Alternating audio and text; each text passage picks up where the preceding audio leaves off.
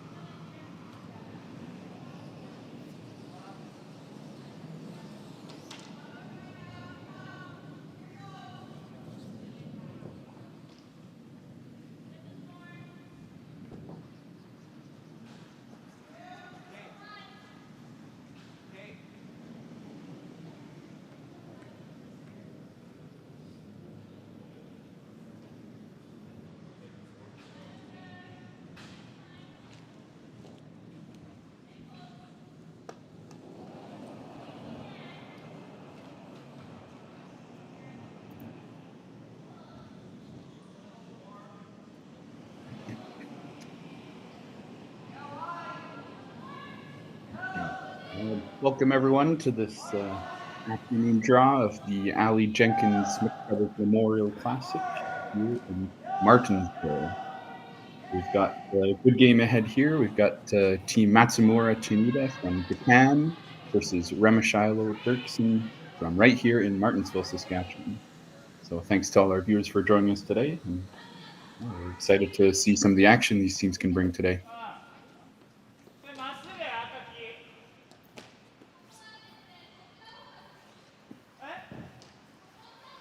Team Matsumura Tanida from Nagano and Hokkaido, Japan. They won the draw to the button, so they have the hammer this first end of this mixed doubles game.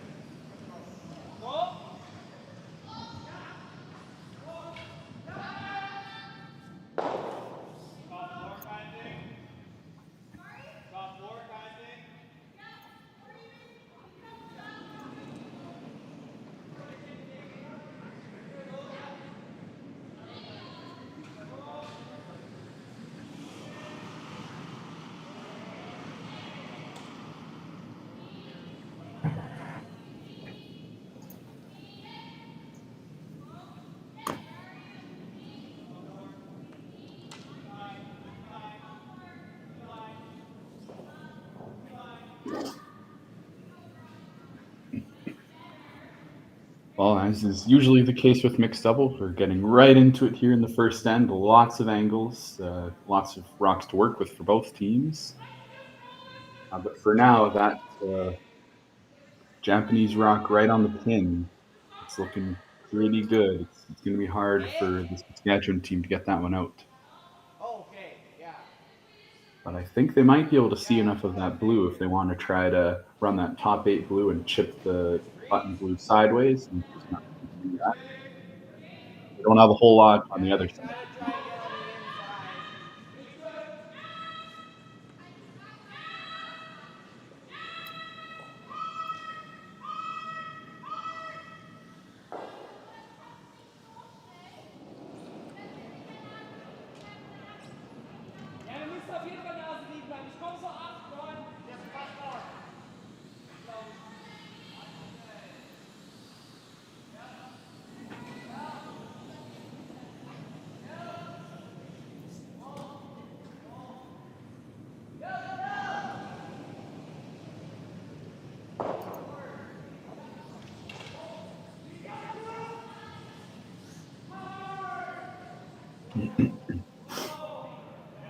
Well, it's a pretty good spot. Just about, I think, what they were trying to do there. And then, although it is easier to get that blue off the button now, it's now Team Japan throwing here, so they'll get a chance to try to take that away.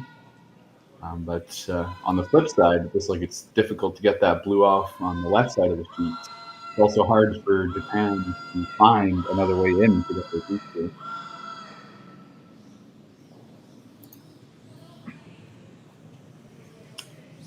But they do have to be very careful here because I think that double's queued up now. He's for Saskatchewan just chip that blue open enough, and they can definitely throw peel weight at that and blast that blue out of there.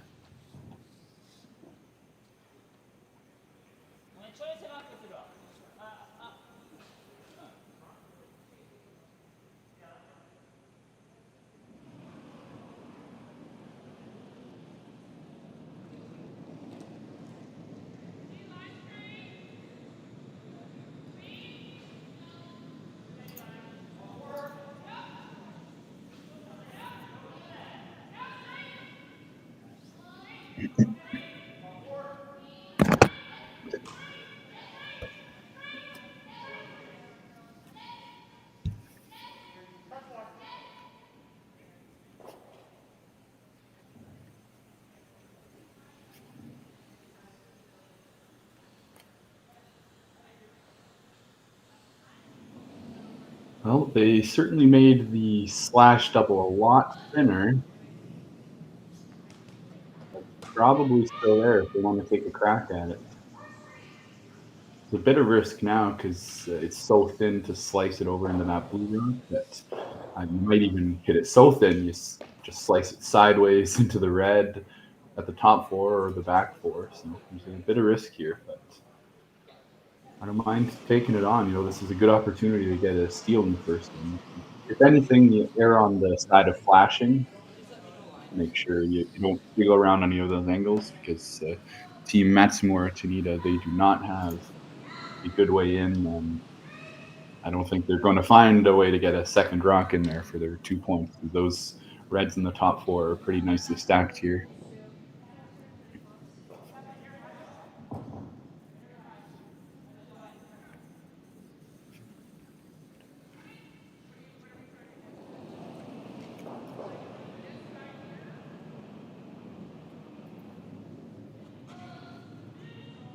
So they've elected to throw a more simple shot. Just load up the top of the house, or it looks like they're coming across center for a guard here. So I don't mind this call. That'll take away any chance that Japan has of finding a way into the button area.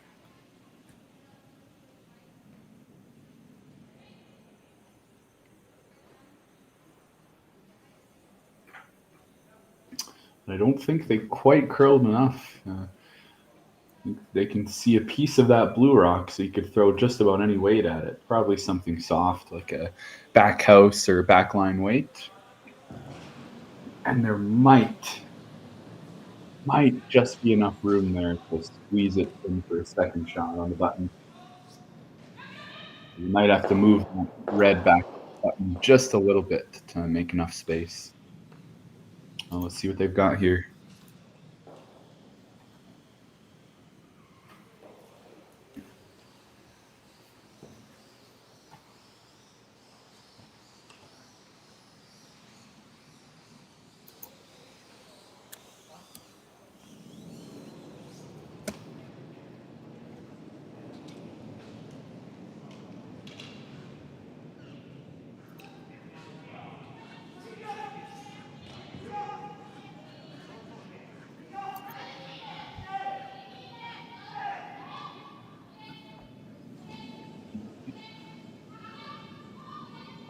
one's coming in pretty close. You got enough of it. Oh, nice shot. So now the question is, who's closer? It's definitely one blue there, pretty much covering the side of the pin, but it's really close. I'm gonna have to say it's still red for now, especially since this team from Saskatchewan is considering the guard, which I don't think they would do a guard here if they knew that blue was sitting 2 points, because, well, there's definitely no room for a third blue in there. But one thing they have to consider is I think this team from Japan might have an intern tap here. If you tap those reds that are lined up, you might be able to get the red far enough to sit 2 for blue. So they might actually have both ways in here.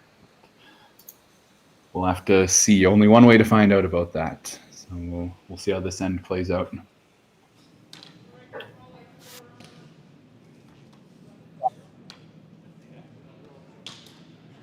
Martensville, Saskatchewan. Just trying to plug it up and try to limit the amount of access that this team from Japan has into the button area.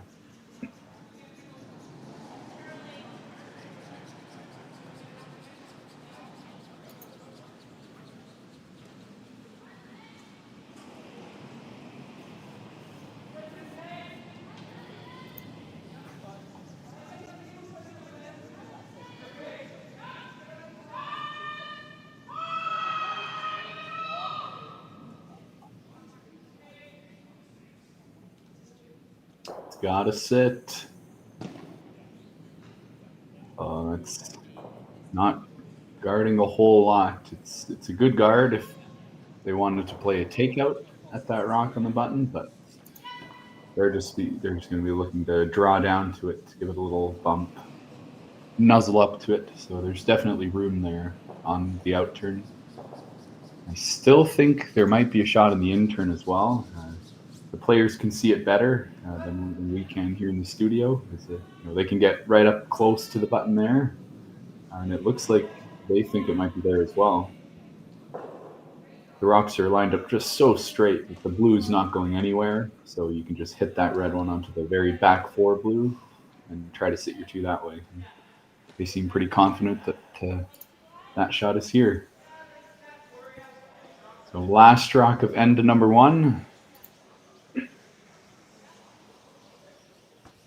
Let's see if they can lock in their deuce here, take an early lead, and be a little more comfortable heading into the middle ends of this game.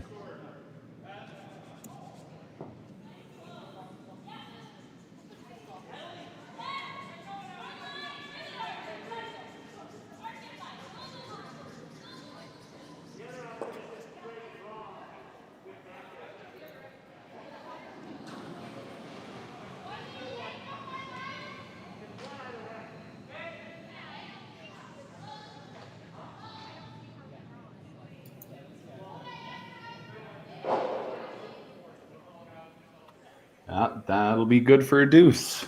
Nice throw. Nice looking at the angles. They've done their job. Got an early jump here in this game. Up 2-0, and we'll be back just after this.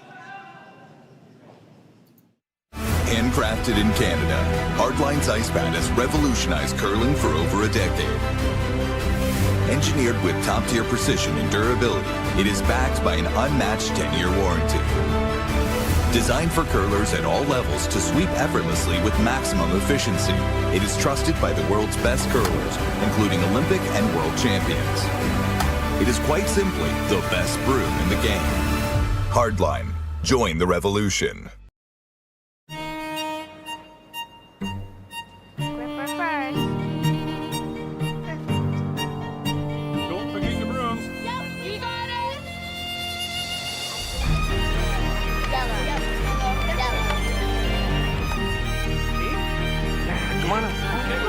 What do you got? You got 1, you got 2, you got... Just one more throw, please. You make moments like these possible.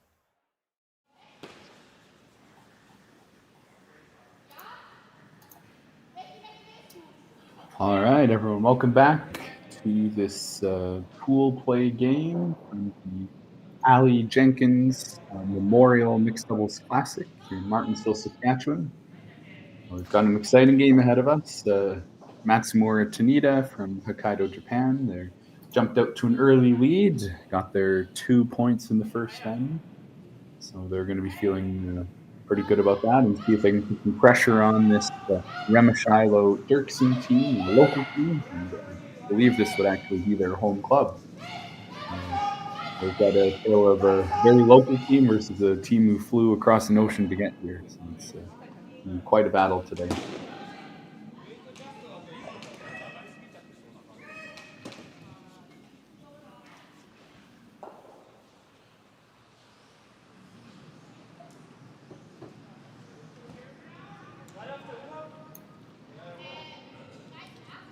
So here we have Melissa Remeshylo throwing. Dylan Derksen on the brush. Trying to come down the blue that was just thrown by Chiaki Matsumura.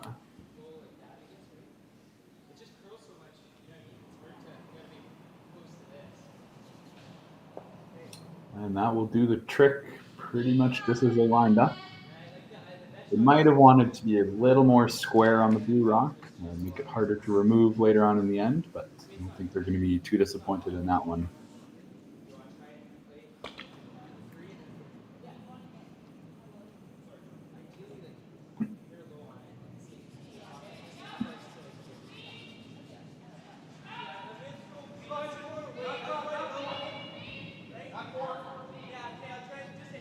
It's time for Yasumasa Tanida to throw. Throwing this draw down to the button here, so he's throwing rock 2, 3, and 4. And then we've got Chiaki Matsumura throwing 1 and 5. The mixed doubles, as many of you viewers will know, it's quite a different format in curling. So normally you'll have 4-player teams and each person throws 2 rocks. But in mixed doubles, we only have 5 rocks, so it goes a little bit quicker. And as you've seen, we also have some preset rocks. So we put a rock right on the center line, about 6 feet out of the rings or so. And then we put one full back 4-foot. So it's sure to generate some offense. There's a few variations on that, but we'll get to that later in the game when that comes up. So here's Dylan Derksen throwing shots 2, 3, and 4 for Saskatchewan. So throwing those middle rocks.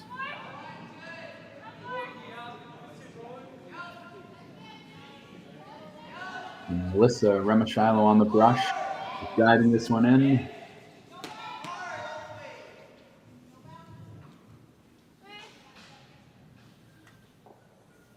I know they would have liked it a little bit deeper, but that's not too bad of a spot. It's a very usable rock. You'd much rather have your rocks be in the top 8 than the back 8. You can still promote them later on in the end. So that red team from Hokkaido, Japan, they're going to have to keep that red in mind this whole end.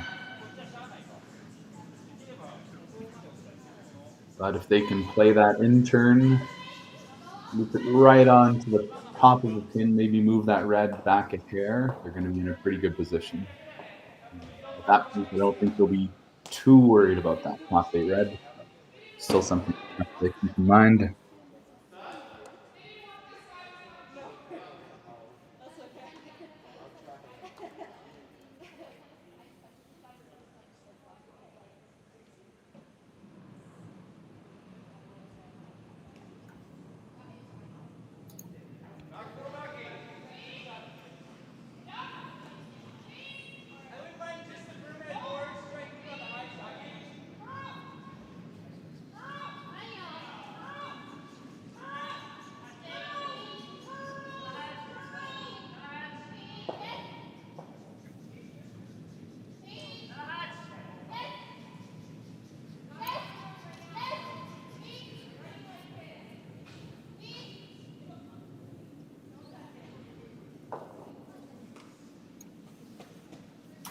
Ooh, that's quite a nice shot. There is still a pocket.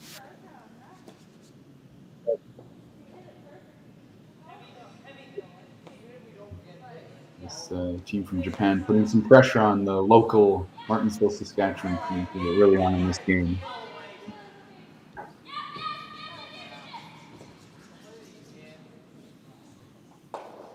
Looks like they're electing to keep things simple. Probably going to give this run back a crack here. But if you peel the guard, you're not too upset. It's going to be a simpler end that way, and you'll be bound to have some sort of shot to keep them down. It's this Remeshylo Derksen team as the hammer of this end.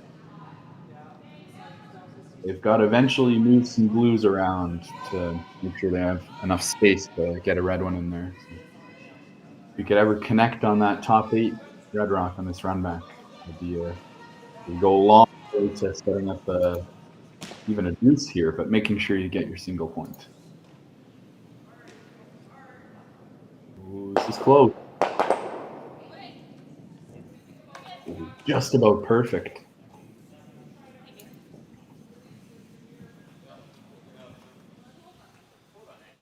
So too bad that red one stayed open, because now this team from Japan, they can just come down, do a little chip and roll in behind the guard, and then you're having to play another run back, an even longer one, but at least it's your color this time. It does get them a step closer to making enough room to get their single point here.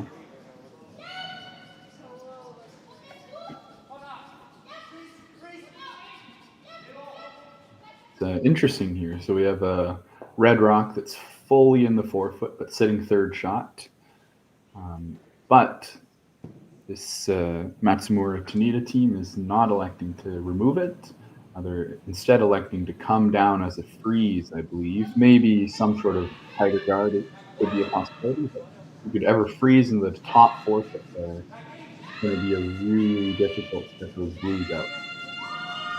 So, you'd prefer to hit and roll there, but it's a lot more precise with the hit and roll because you have to get the weight associated with the line correctly. So if you throw it a little light, you're going to overthrow the hit and roll. If you throw it heavy, you're going to hit it on the outside, and that's definitely not what you're looking for. Then it's going on to a blue.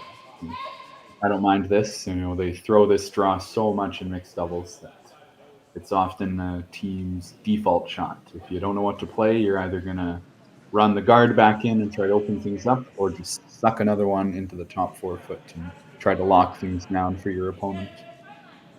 That's a beautiful shot there.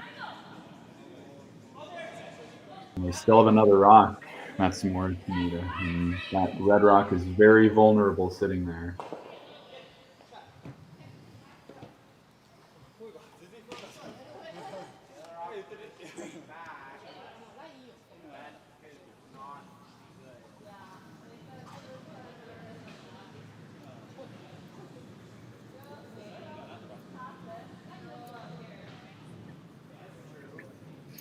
And just looking at the YouTube chat here, I see we've got lots of our Japanese curling fans in the room today. So thanks for joining us, and I hope you're enjoying the coverage of this game and all weekend. We've got lots of exciting games here in Martensville. I know we've got a couple teams from Japan. We've got this team, of course, and then we've got Kawana Aoki, who are doing pretty well so far as well. So I think we'll be seeing both these teams heading into the playoffs. Will be my guess as we get closer to that for tomorrow. But for now, we're still in the pool play. So these teams are still battling it out to see who's going to make it into the playoffs. I think it's safe to say that Matsumura Tanida is looking pretty good for that. They're currently 2 wins and 0 losses. So they beat Kaylee Raniseth and Evan Crow from Calgary, Alberta in game 1. Quite a handy victory at 9-3. And then they beat one of the very good teams in this event, which of course this team from Japan is as well. And they certainly met their match, beat Lisa Weigel and John Epping 7-4 yesterday as well. So if they can win this one, then I think that would settle their spot into playoffs here.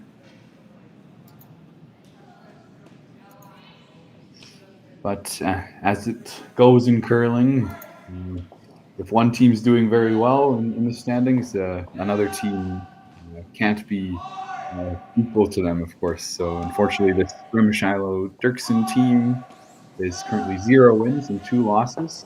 So they've got some work to do. I think they're going to need 2 wins today if they want to have a chance at qualifying for the playoffs. They lost to Lisa Wiegel and John Epping yesterday, as well as Savannah Taylor and Breckman Gervais, who are also a team from Saskatchewan. So they need a win here, otherwise their playoff dreams will be over.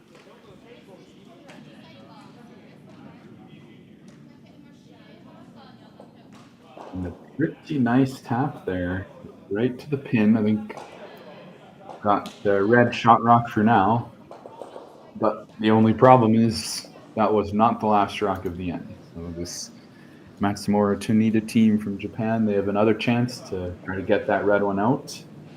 And if they're successful, it's going to be a tall order to find a way to get a red onto the button with those blues in the way.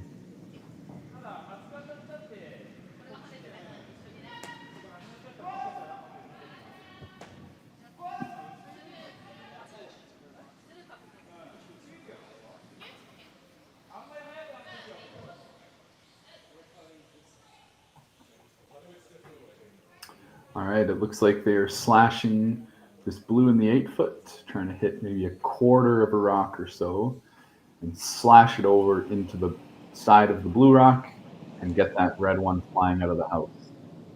So if they can accomplish that, they'll be sitting 3, maybe even 4 here, and really putting a lot of pressure on this local Remeshylo Derksen team. So here we've got Chiaki Matsumura throwing rocks 1 and 5. So this is the last shot of the end for them.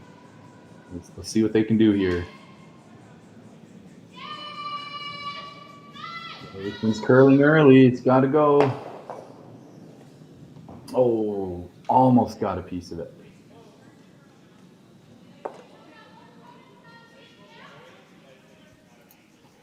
Well, on the bright side, don't know how you find a way to get another red rock in without risking removing your red. You certainly don't want to give up a steal here. If that top 4 blue rock wasn't there, you could obviously come down and tap the blue, but you could also come off the red into the blue and sit there for 2 points. But I don't see anything. I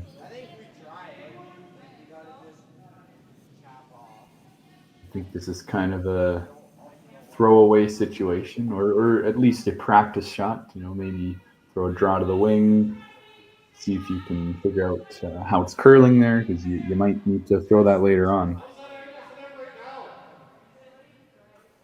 So it looks like they're going to try to play a draw, maybe squeeze it through that hole.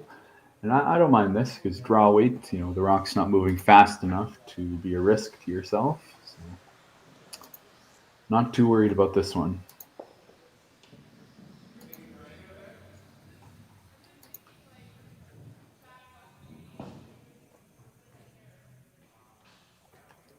Well, let's see if they can pull a rabbit out of a hat here and find a way to jiggle that red one into the button for 2 points. For now, they've got their 1 point secured. So they're not going to be too upset if this doesn't get quite in there. It would be a nice bonus, though.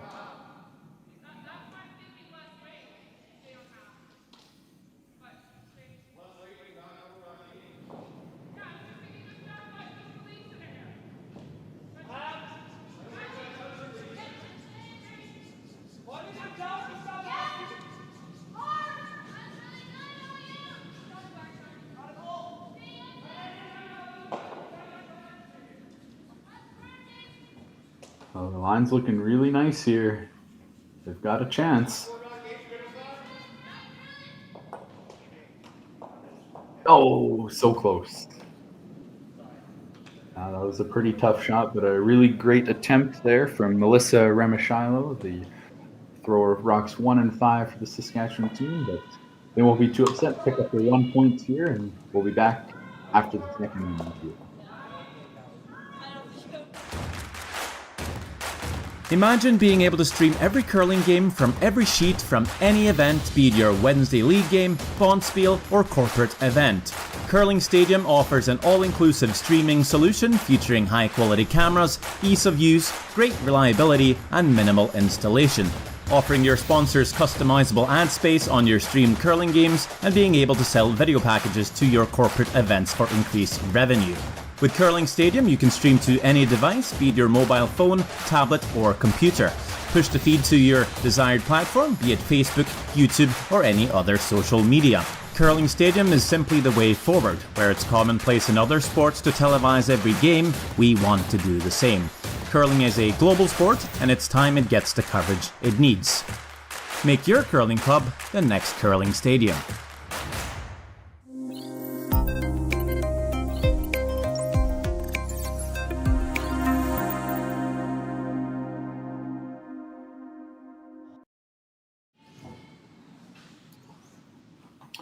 All right, welcome back, everyone. The start of end number 3. We've got Matsumura Tanida up 2-1 over Remeshylo and Derksen.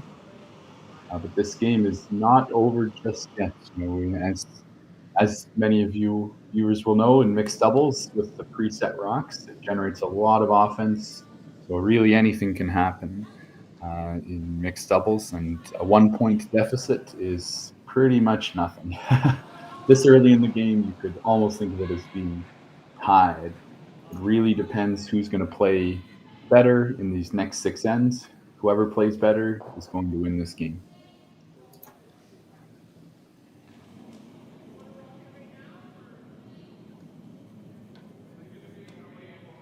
Both teams will have their opportunities to get some multiple point ends, maybe some steals in there as well. And the first shot of the end, naturally, with only 5 rocks, is very crucial. Unfortunately, Team Saskatchewan here came up short on their first shot.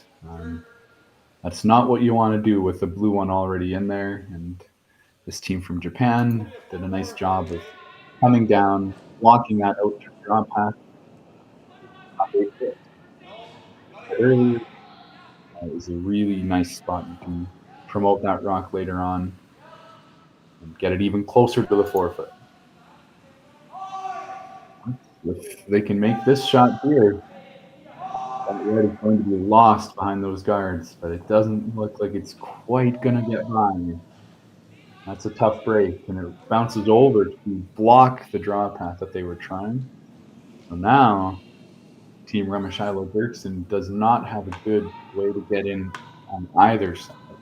So I wouldn't be surprised, even though they're down 1 without Hammer here, they might have to run that center guard back and try to clean up, redecorate the house a little bit so that they have a chance to get in there later in the end.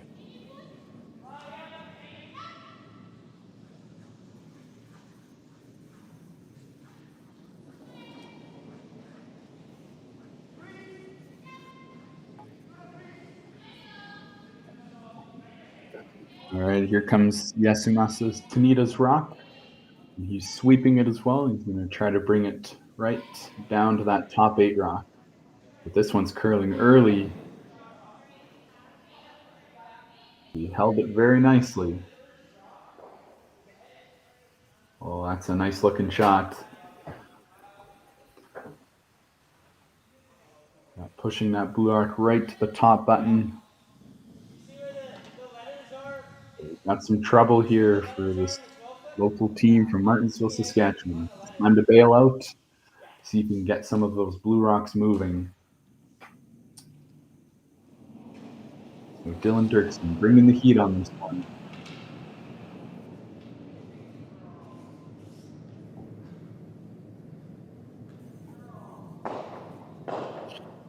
I find it interesting that they elected to have Melissa Remeshylo in the house on that one instead of sweeping the rock. It's difficult as a thrower to get up and sweep on those peels since the rock's moving so fast. But even on peels, it's nice to have a sweeper so you can hold the line if you need to. If you don't have a sweeper, you don't have any control on where the rock's going. You let go, and it's going to go wherever it's going to go. So it's nice to have that sweeper, and especially for those runbacks, you have a rock right there that you can use as your target. It's not what curlers are most familiar with, but personally, I prefer to have that sweeper hold the line there instead of having that familiar broom target. And on that run back, he was a little bit wide on that one. And part of that might have been because there's no sweeper. So subconsciously in your head, you're thinking, I need to throw this a little bit more out than I normally would since I don't have a sweeper to hold it straight for me. And that might have been the reason that he hit it on a little bit on the outside. So it's just really tough to make those precise run backs if you don't have a support sweeper to kind of move the rock where you need it to go. Nice guard there from Matsumura Tanida. I think they maybe would have liked it to curl a bit more. I think this Remeshylo Derksen team, they could chase through the hole if they want to hit that top blue rock, but they can't throw a whole lot of weight at that. So you're not going to get those 4-foot blues moving. And the clock is ticking for this team as well. No time clocks in this event. I mean, more so they're running out of time in this end. They only have 2 rocks left. And they're already facing 3 blues behind a guard. So this is a pretty crucial shot here. You either gotta, you gotta get some blues moving.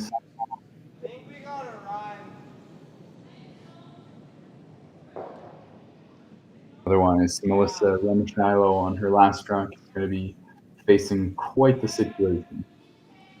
We're going to give another crack at the run back here. This time it's a blue rock. Is an extra added problem here since you have to roll out the rock you're running back as well as the ones in the house. So it just makes it a little trickier. Let's see what Dylan Derksen's got here. Playing the intern run back. And same thing here, just a little bit on the outside, and I can't help but wonder if that's his subconscious brain saying that there's no sweeper and to make sure that you have enough there, because you obviously don't want to over curl either, which is maybe the main thing that would pop into someone's head with that. But, obviously you can't under curl either. It's a very precise and long run back. So unfortunately could not make contact with me in the house. So Yasumasa Tanida here, he's going to throw another guard. And we're going to see what Melissa Remeshylo is going to try on her last shot here. So it's very unlucky, but on the run back attempt, the rock rolled in front of the red one on the side, which took away that angle run back opportunity. That might have been their easiest chance to get out of this situation. But now it's a double run back.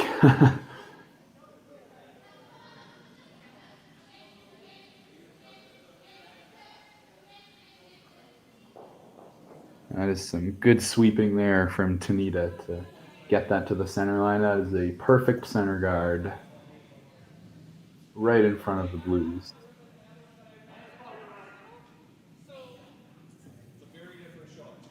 I think this Remeshylo Derksen team is looking at that out-turn draw. You're not going to sit one, of course. That blue's locked in there pretty nicely on the button. But you have enough room to get pretty close to that top 8 rock and try to come around it, just get a piece buried and freeze on that top button blue rock. And that would be your best chance to force them to one here. It is a very precise shot. If you're a little off on the line or the weight, it's going to be an open hit for 4 here.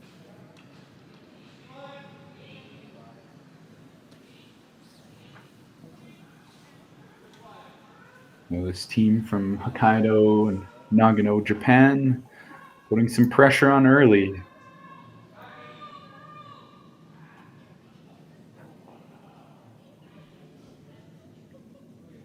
But they're not out of the woods yet. The shot is there all day. Let's see what Melissa can do here.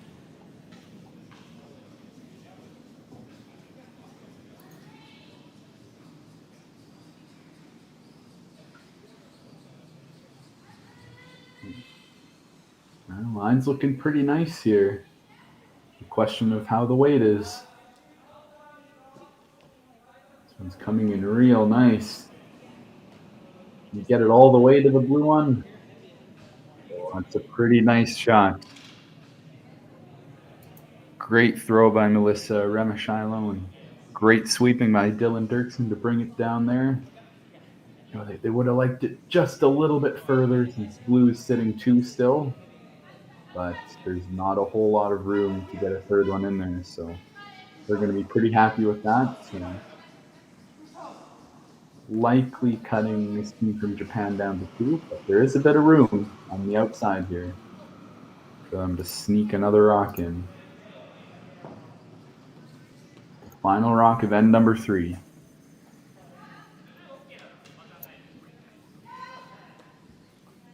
So Matsumura, Tanida already having a 2-1 lead and sitting 2. So it's currently 4-1, and they're trying to put a 5th point on the board here. Very wide draw.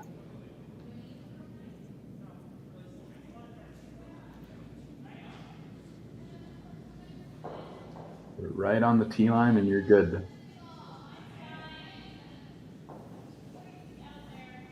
This one's out there quite a bit, maybe a bit too much steam.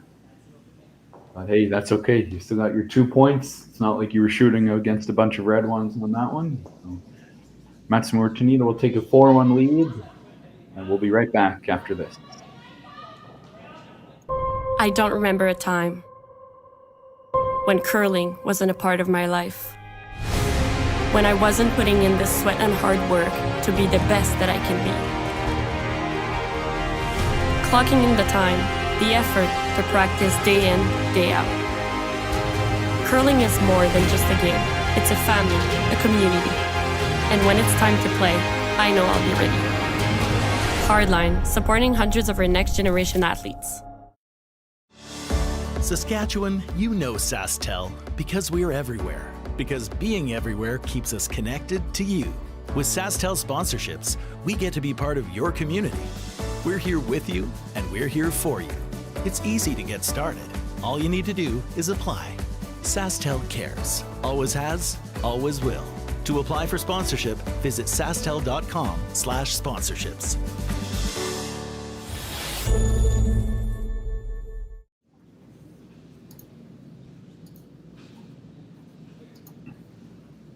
All right, welcome back, everyone, to this 4th end of play. Got Matsumura Tanida jumping out to a 4-1 lead after 3 ends over Remeshylo Derksen. And Remeshylo and Derksen will have the hammer in this 4th end. Not seeing a power play just yet. I guess we're going to see these teams save those for later in the game, see if they can swing the momentum in their favor. Or, in the case of this Japanese team, keep things rolling along easily. It all depends on what happens in this end, of course. We've got lots of exciting action ahead with this game. This is going to be a real close one and come down to the wire. There's lots of great shots on both teams.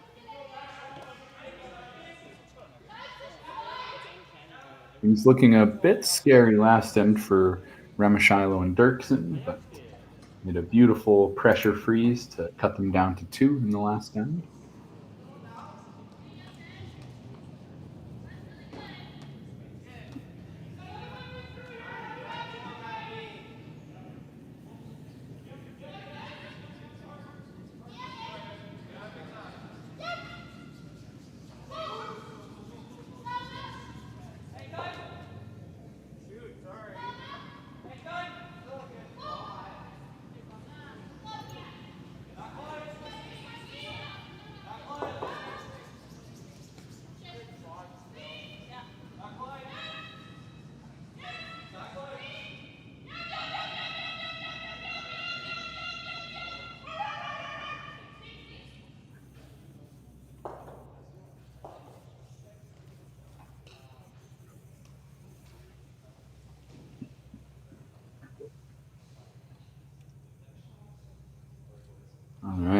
we've got a classic mixed doubles shot here. You throw in another one to the top four. Here comes Chiaki Matsumura with the second stone of this end.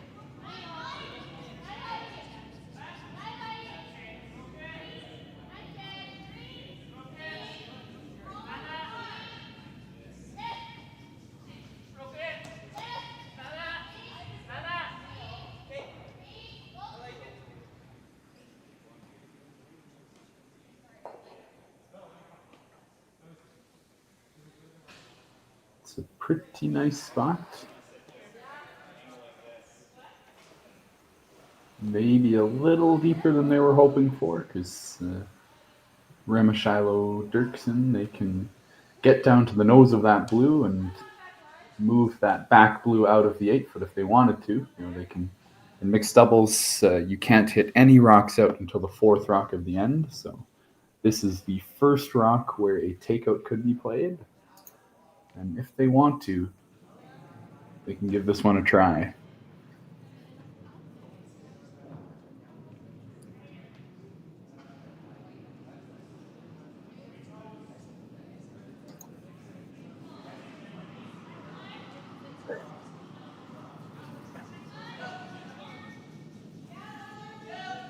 Yeah, looks like they're playing this tap here.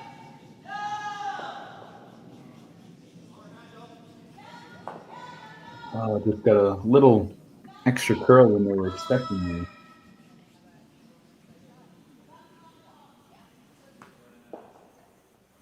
Well, on the bright side, potentially, the red one is now guarded, so it's more difficult for Matsumura Tanida to get at it.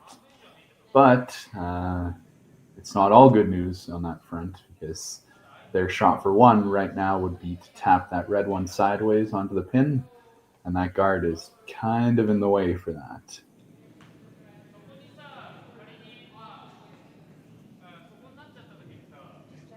And at least the shooter rolled to an interesting spot. Not in the house and not like the counts at the moment. But if all else goes badly, if the center line gets plugged up with guards, they do have that angle run back. Stick it right onto the top 4 blue and make that double, and that would be for 3 points at the moment. So, tough shot, but it is there. So this team from Japan, you got to be conscious of things like that. So, we saw Melissa pull a out of her pocket. The same thing could certainly happen here. We'll see if Dylan Derksen can get the momentum shifting a bit in their favor, you know, build up towards a crooked number, get 2 points here, maybe even a 3. That would put them right back into this game.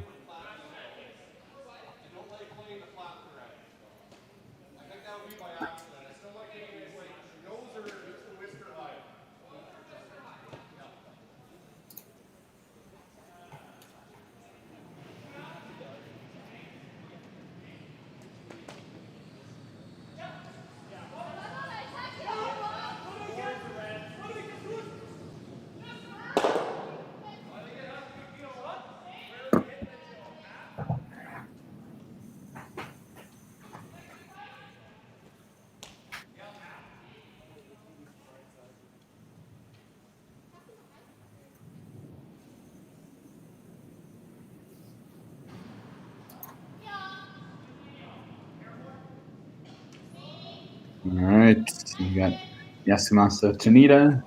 Plug up the center line here. Close down access to those blue rocks in the 4 foot.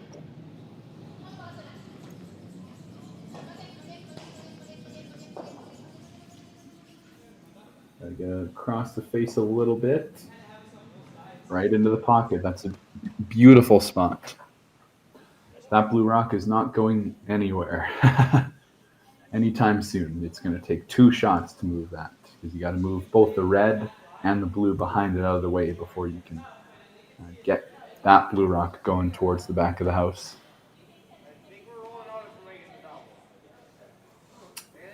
But there is a double here nonetheless. Dylan Derksen might give that side blue double a try. That would leave him sitting 1 point at the moment. And then Team Japan here, they would be forced to unlock that if they want to get shot rock. So I think this is a good option here. A good chance to bring that back 8 rock into play. It's not often you see rocks that far back counting in mixed doubles, but this is a good chance to see him bring that one in. Keep it a little simple. With so much junk in mixed doubles, usually the counting rocks are in the 4-foot.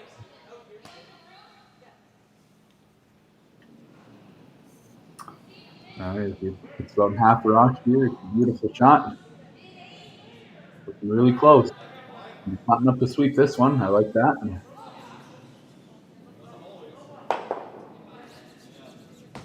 And doesn't quite get it out of the 8-foot, so it's not going to bring that back red into play, at least for the moment, but he's hitting one.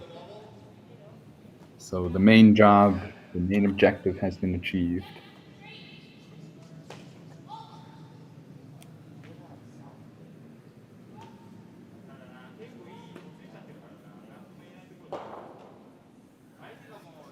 Yeah, it's an interesting situation here. So, of course, this Matsumura Tanida team can hit that red one out by just hitting that top 4 blue. But the problem is both blues are going to be spinning towards the left side of the house, or the right side of the house on the overhead camera. And that means that the blues are going to be grouped together. So there's surely going to be a double if you play that, maybe even a triple.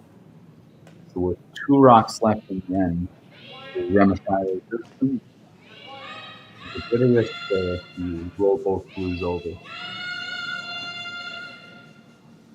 And this team from Japan, they see that clear as day, so they're just going to try to guard it up for now. But I wouldn't be surprised if they make a play on it on the last shot.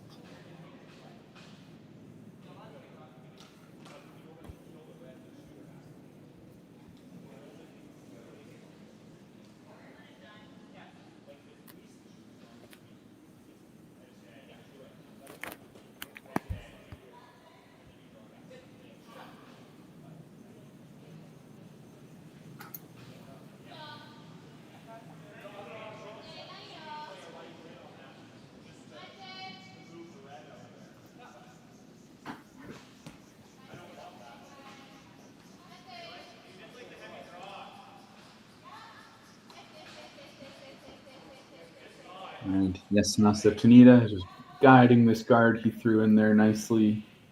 It's a really good spot.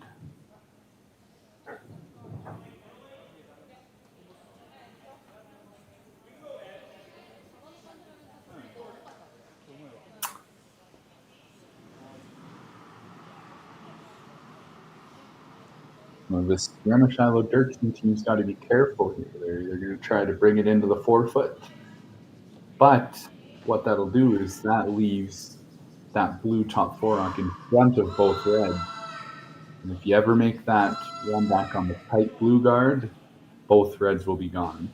So you want to try to get the red maybe a little deeper than usual, maybe somewhere on the T line even.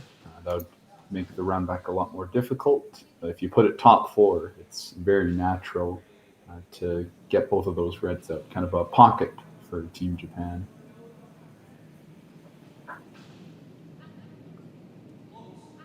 But you'll still be making them shoot for it. So I don't mind trying to put another one on the 4-foot. You gotta get your points, and well, the 4-foot's where you need to be for that.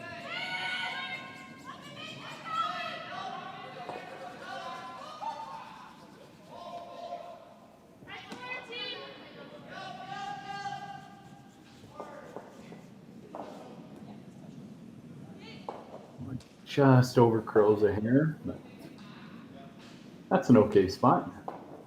I actually don't mind it there. There's not a really nice queued up run double.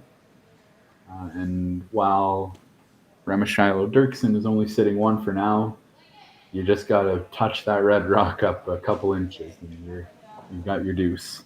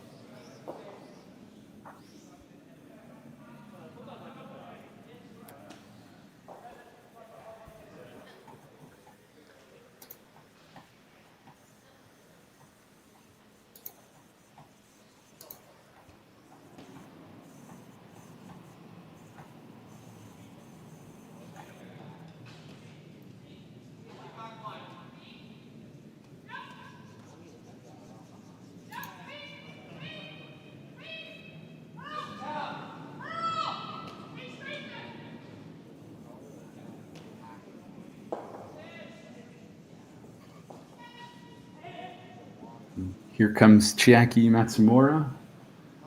The last shot of the end here. Just trying to plug it up, see if they can hold this team to 1.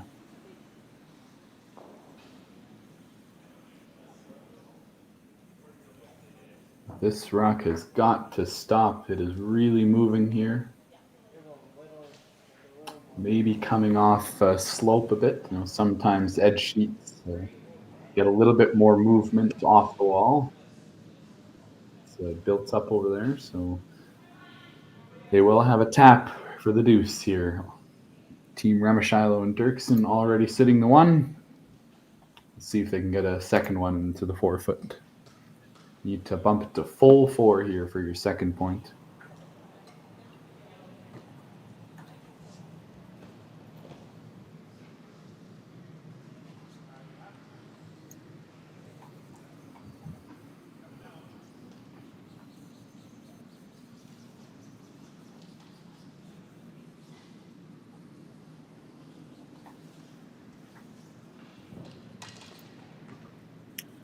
Melissa Remeshylo throwing that rock. Dylan Derksen on the brush.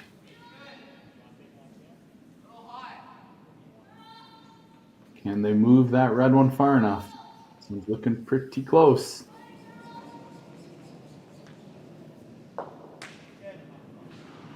Beautifully executed. Right to the center of the pin. Look at that. Very nice. So got their 2 points. They're now within 1 after 4 ends, halfway through this game, and we'll be right back after this. On behalf of the volunteer board, the support team, and all the families who will be helped by this year's Sandra Schmirler Foundation Telethon, thank you for being a part of this historic moment. $1,126,014, a new record, exceeding our goal, and most importantly, countless families from St. John's to Victoria to Yellowknife and babies in over 100 hospitals in between will be impacted by your generosity. And we couldn't do it without the amazing partnerships we have with Curling Canada, TSN, and Net2Phone Canada. They connect you, our generous supporters, with so many of the Scotties participants and our volunteers on Telethon Day. A special thank you to Jocelyn and Brett for sharing little Luke Gallant's stories, and all of the families across this great country who shared stories of how Sandra's legacy has helped their little ones grow up and become champions. In each of the last 3 years, because of generous supporters like you, the Sandra Schmirler Foundation has been able to give back $1 million to help babies in every province and territory. And this year's telethon will ensure we can continue that incredible momentum. Thank you for helping champions start small. Thank you, Canada!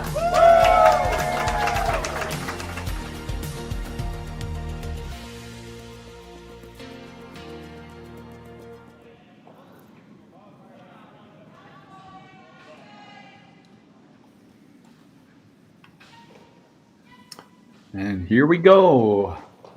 Action already underway in the 5th end here. Team Matsumura Tanida is up 4-3 with the hammer over Team Remeshylo Derksen. But this game is far from over. We've got some exciting action ahead of us. And like I said, after the second end, anything can happen in mixed doubles. So regardless of the score here, whichever team plays better in the second half is going to win. So if Team Remeshylo Derksen can find a way to play just a little bit better than they did in the first half, since naturally Matsumura Tanida was able to get that advantage on the scoreboard. So, it's going to be no easy task. But they've already got a good start here. A really nice draw right to the pin. And first shot here. And unfortunately, Chiaki Matsumura coming, or nope, about it. Yes, Chiaki Matsumura came just a little bit from that one. So now they've got a chance, Dylan Derksen here, to come in again, but just a little bit short. But it's not the end of the world. It's a little bit more on both sides. But teams that are going to have a better feel here, try to keep things simple. Makes sense. They don't need to take any big risks here. Well, both teams still have their power plays. So with the power play, generally you should be able to at least score 2 if you play a good end, maybe even more. So a steal should be typically out of the equation for Remeshylo or Derksen in that situation. So I don't mind. But at the same time, if this out turn come around onto the face, it's a really good situation. That'll set you up for your deuce.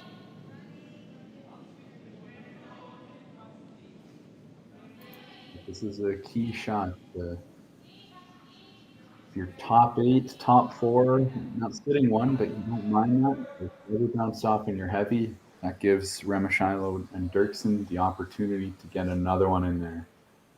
This cannot bounce off here. I just got enough. If that blue bounces off and rolls open, it's big trouble. It's almost a guaranteed steal at that point.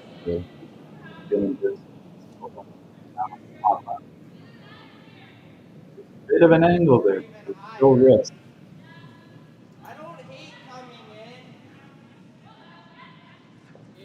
If Dylan can get to the nose of that blue,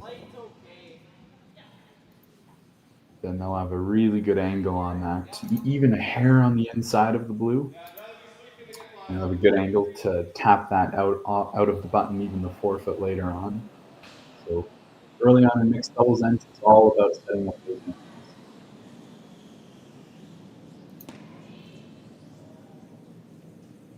This one's got some work to do. So got a long way to go.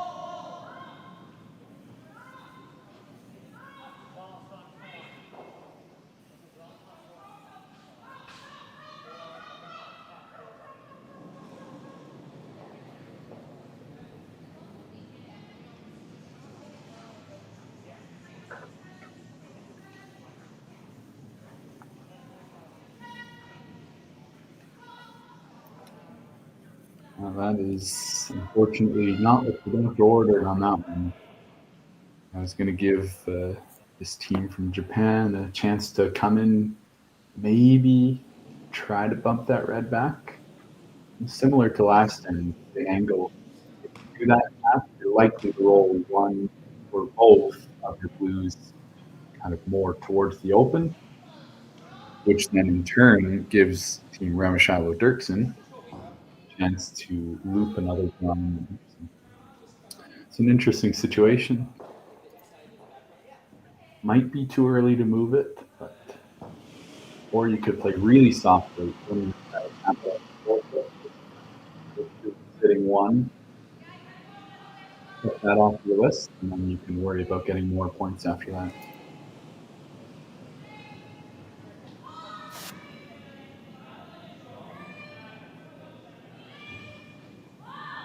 Another guard. So would be nice to sit 1 here if you can.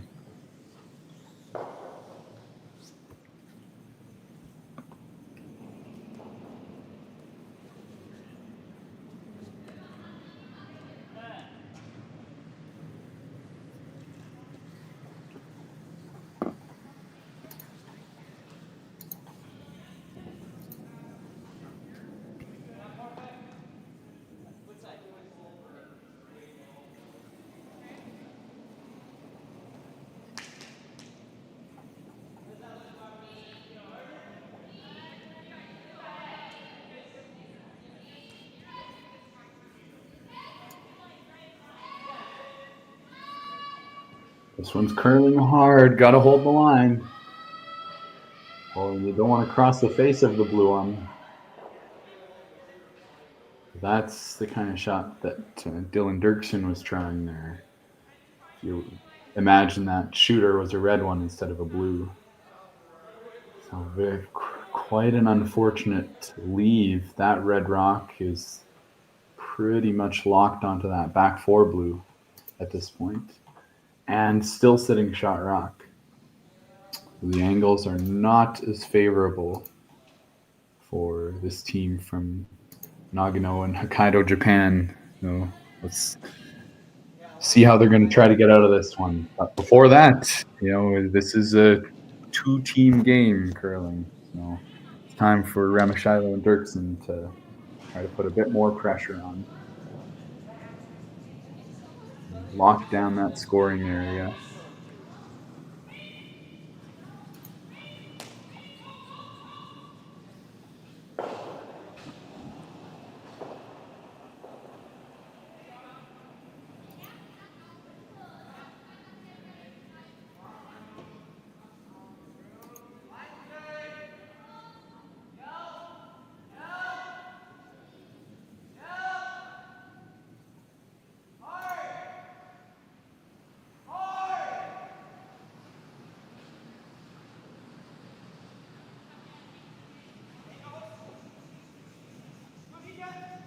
Ooh, that's a very nice angle.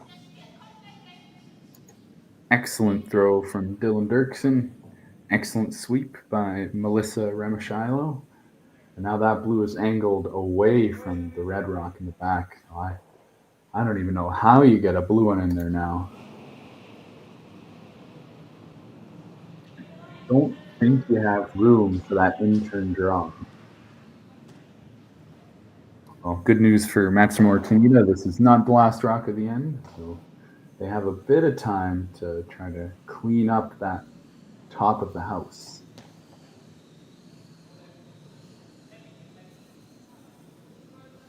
And if they could ever run the red rock that's on the center line onto that blue, you can't see all the blue, but it will come off the back 4 blue and ricochet into the red. So you would sit one that way. So that could be an option. You could just play the double peel, but I'm not sure that does enough for you. Because all that Remeshylo Derksen has to do is throw up another guard left side of that blue rock, the right side of the blue rock on the overhead, and then you're in a similar situation. Then the nice thing is they have both red rocks into that blue, so they're going to have a shot on their last one. But it would be nice to make contact here, get some granite moving, and see if you can sit one right away here.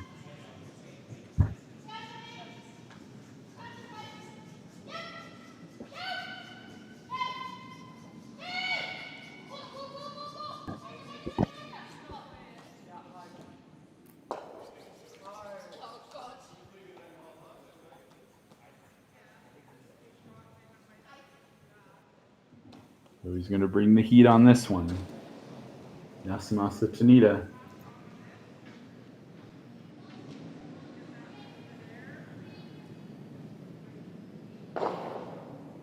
Oh, just by everything. Really close.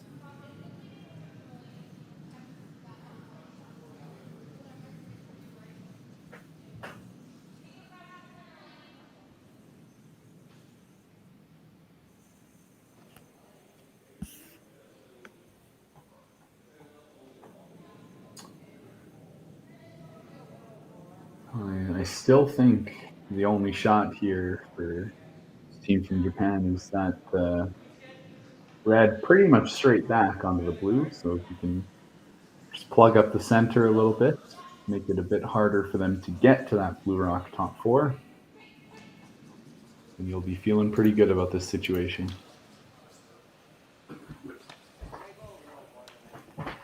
All right, so right now, this team from right here in Martensville, Saskatchewan, they are lying 1. If Matsumura Tanida cannot move it off the button, it's going to be a tied game. So let's see what Melissa Remeshylo can do here to make it even more difficult. This team from Nagano and Hokkaido, Japan, get their single point here.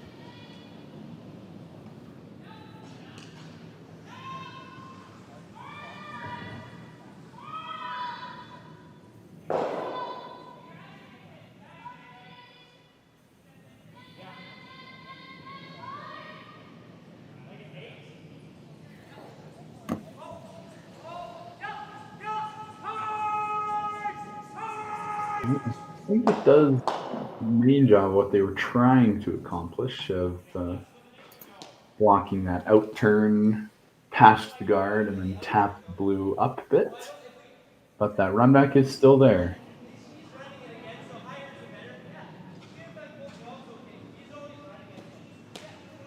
But it's a pretty long run back. This is 10 or 11 feet between the guard and the one you're trying to hit. And you're not just trying to make contact with the rock, you're trying to hit it in a fairly precise spot.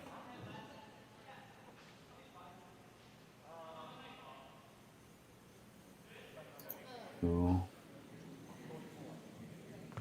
but you don't have a whole lot else, so you gotta give this one a try.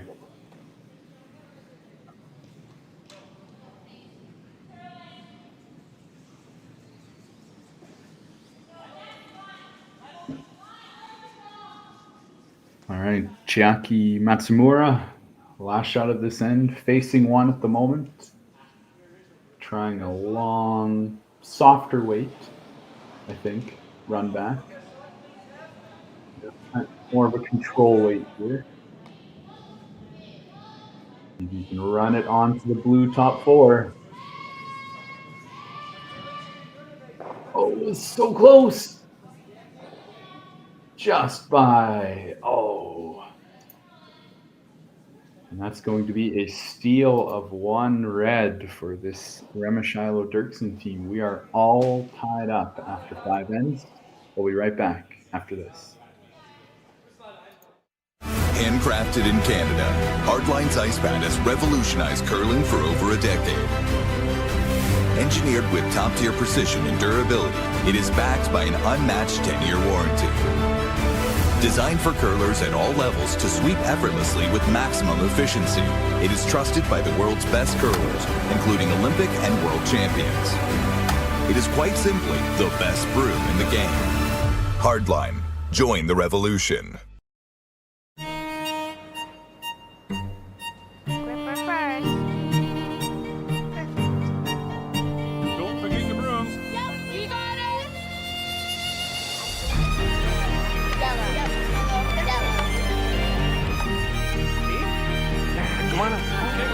What do you got? You got 1, you got 2, yeah! Just 1 more throw, please. You make moments like these possible. Alrighty, folks, it is time for the power play.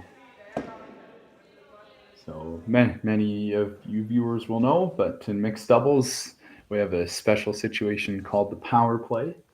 So this is a chance for the team with hammer to have a more easy time of generating a deuce or even more points. You'll often see 3s and 4s with the power play. So it's very similar to the setup on the center. The guard is in a similar depth, but everything's kind of shifted over to either the left side or the right side of the heat. It depends what the hammer team is feeling, if they have a favorite side to throw on. And Team Remeshylo Derksen trying to raise that red one into the house to be shot rock. Super close. It was very close to being a really nice shot. It seemed to really warp at the end, though. It might be a bit sloped out in the wings. So this team from Japan, Matsumura Tanida, they've got the hammer here, and they're going to see if they can set up. Red rock is not in an ideal spot. And they can see a bit on the outside, but they can't hit it just yet on the next shot. So if you don't have the hammer, you can only hit on your 3rd rock of the end. But if you do have the hammer, you can hit on the 2nd shot. So we're going to see Chiaki Matsumura trying to freeze down to that red rock and sit 2. That'd be a really good angle to have. Oh, just nuzzles the guard. But it's a pretty good spot. Again, the this team from Saskatchewan, they cannot hit yet, so they're forced to play some sort of draw or a very precise tap back.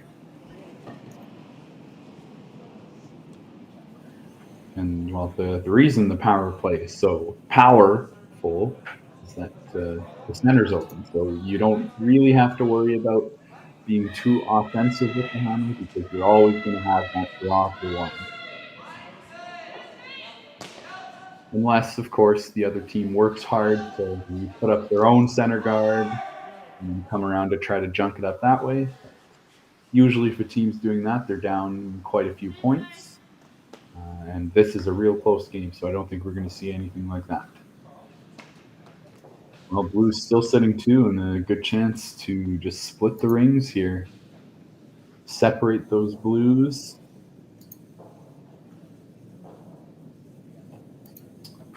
And make it so Remeshylo Derksen do not have any accessible doubles that they can take on. So already you can see how this end is pretty much heading for at least a deuce. It's very open. Blue's already sitting 2. And throwing here is Yasumasa Tanida, trying to get a third blue into the 8-foot.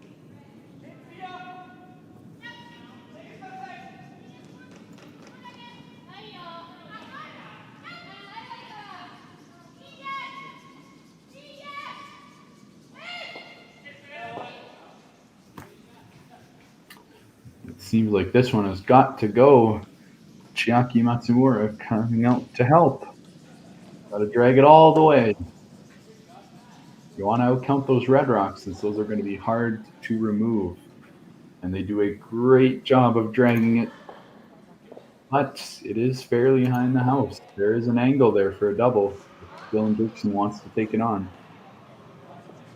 And that would be a key shot because then your red will be a little bit behind the red one. It might be open, but you do have the chance to hit the top of the blue and spin upwards just a little bit behind that red one. If you could ever do that, this end is turned right around. Now we're looking at a force.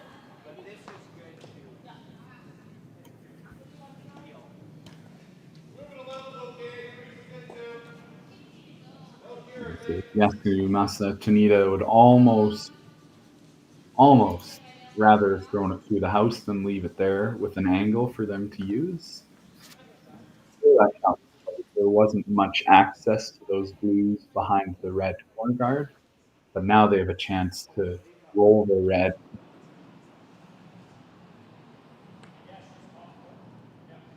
Danger here. Let's see what Derksen can do. No sweeper again on this one.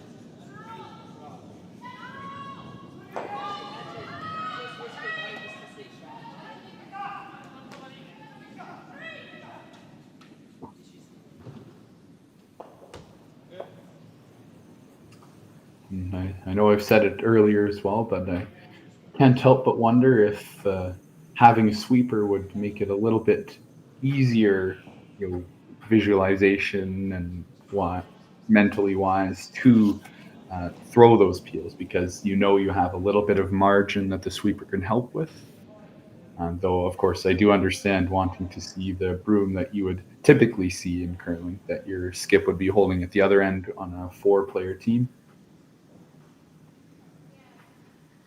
And that one wasn't as clear-cut since you weren't aiming at a spot right on the rock, maybe kind of the edge of it, but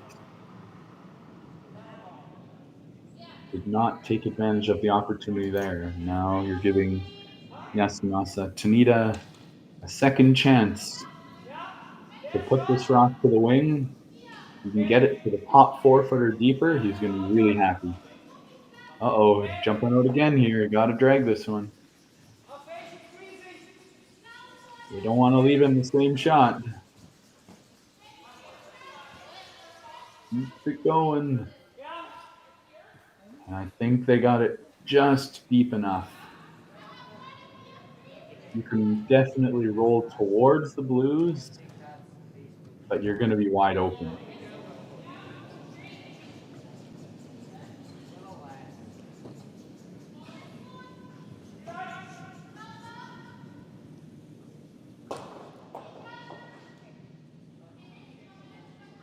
So Dylan Derksen here is going to throw this one pretty hard as well. I'm going to play the flat roll, maybe hit 3/4 of that blue rock and try to just roll into the side of the blue. Your red will be wide open, but there won't be much room for this team to plan to roll in behind the corner. So you never know, they might roll it a little bit open, and then you have a really good chance at a double or a hit and roll.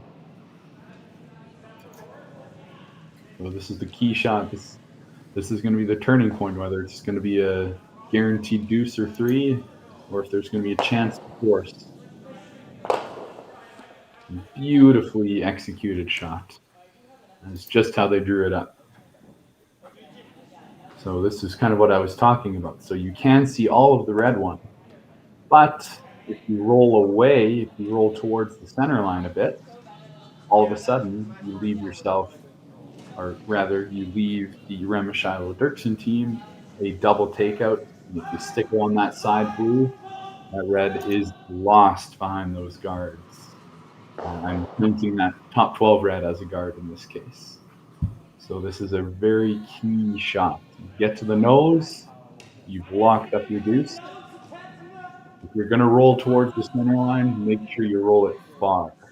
Make sure you roll it at least across the center line. Then you'll be deep enough that there will be no double like that.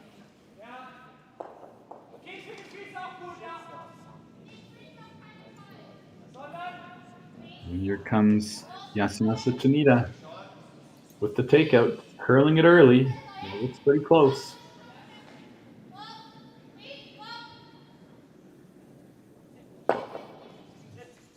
There you go. So, like I said, you didn't want to roll towards the center line, but if you did, or maybe that was the call, but you want to make sure you get across center line. And as you can see, that rock is deep enough that there's no double takeout. You can try to roll in that direction, kind of like just alluding to that Dylan said you might be able to get behind there. It's worth a shot, but it's a very tough shot. But even if you can roll it half buried, now you've got Chiaki Matsumura playing a more finesse hit for 3 rather than an open hit or an open draw. So you might as well go for it here.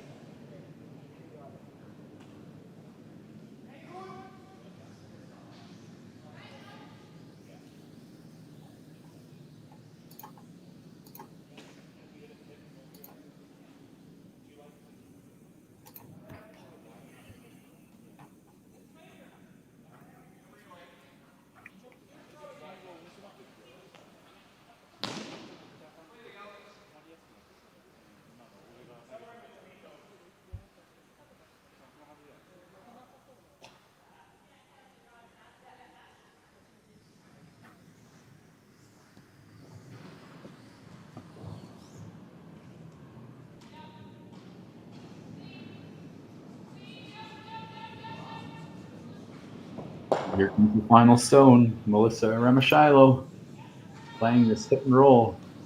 Dylan Derksen trying to work this rock. It's looking pretty close.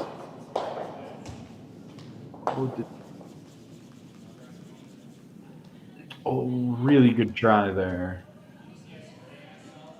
Roll another foot. They still have a shot for 3, but it's a lot tougher. Unfortunately, this is still wide open. But you are making Chiaki Matsumura play the other turn. Normally you'd play across the face on a takeout, so it's giving her a bit of a different look. So I don't think they'll be too upset about that, but they were very close to making that roll. So as we often see with the power play, there is the opportunity for 3 points here for Matsumura and Tanida out of Nagano and Hokkaido, Japan. Let's see if they can pick up the 3 with a nose hit.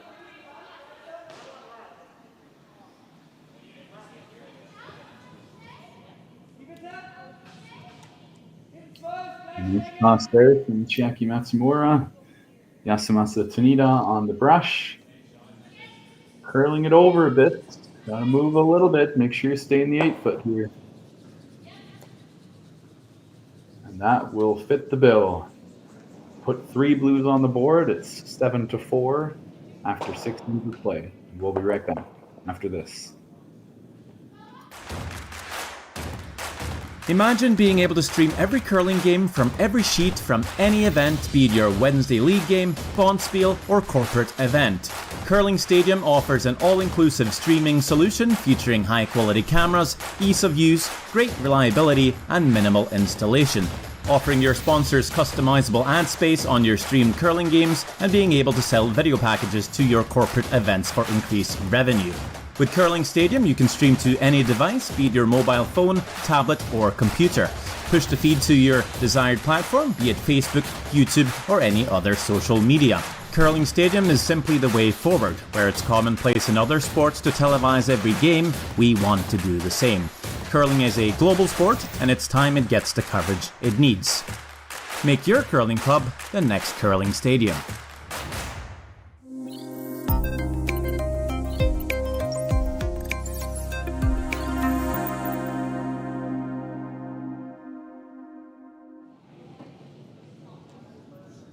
Welcome back.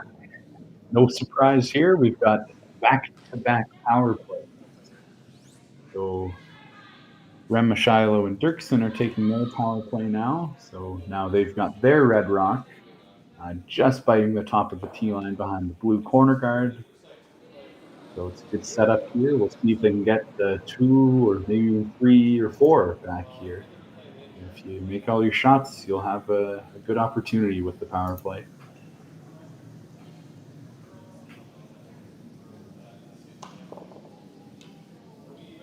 And we definitely expected to see them use the power play here because, as mentioned earlier, you only get 1 power play per game, and you can only use the power play when you have the hammer. So if Team Remeshylo Derksen did not use the power play here, then if they scored 1 in the 7th end, they would never get a chance to use their power play because Team Matsumura Tanida would have the hammer in the 8th end. So it's basically a decision, well, either we want to give up a steal here or use the power play, and it's pretty obvious which one you want to use.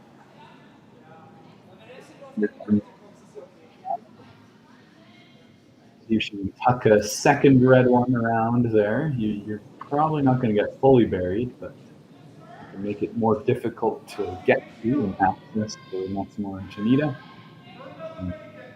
Just like I mentioned last end, this team from Japan, on their next shot, they cannot hit just yet. So they're going to be forced into playing some sort of draw or finesse shot. So normally you'd like to take on that double takeout, but they can't do it. They remove a red rock or a blue rock for the matter in this end. You have to replace against remove rocks like that. Draw here, but then on the next one, Remeshylo and Derksen will have to hit if they so desire.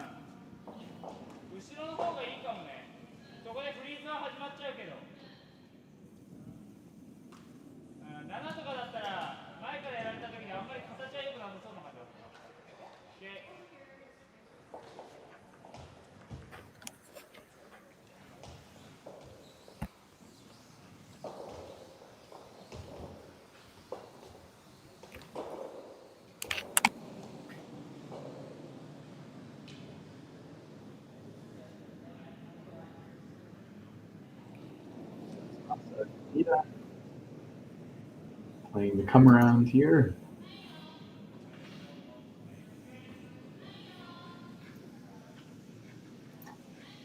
I believe it is 2 red for the moment. It's very close. He's going to see if he can suck this blue one right in behind cover. But this one is curling quite early, maybe a bit light. Unfortunate spot. So shoot up the angle so it goes onto the blue one. If you were to hit that blue rock that's thrown, unfortunately, there.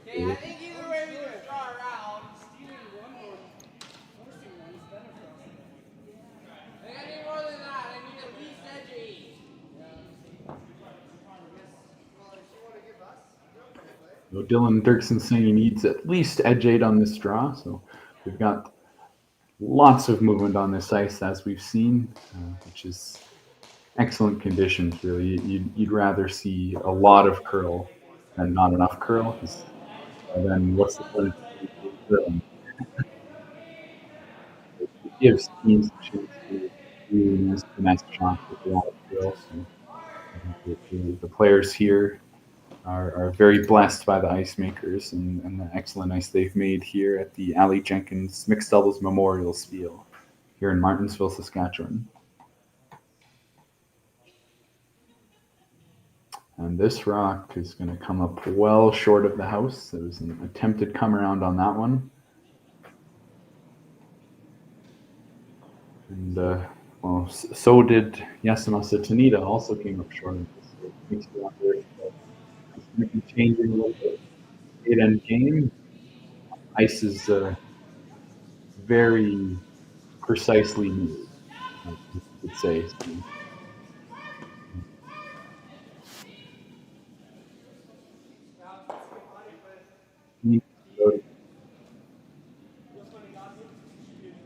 team who wins is either number one, whoever got an early lead, of course, or number two, whoever keeps up with the changing ice conditions and figures out what exactly is going on and manages it the best and applies what they're seeing out there on the ice.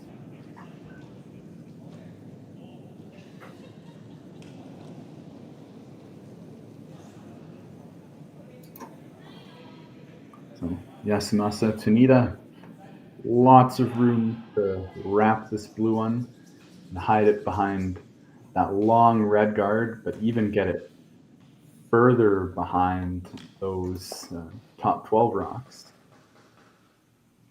So maybe a bit of an over adjustment on this one. Is it going to stop in time? It will stop for second shot. So it's doing something. It's still hanging on in there, but you definitely would have preferred to be in the 8 foot there.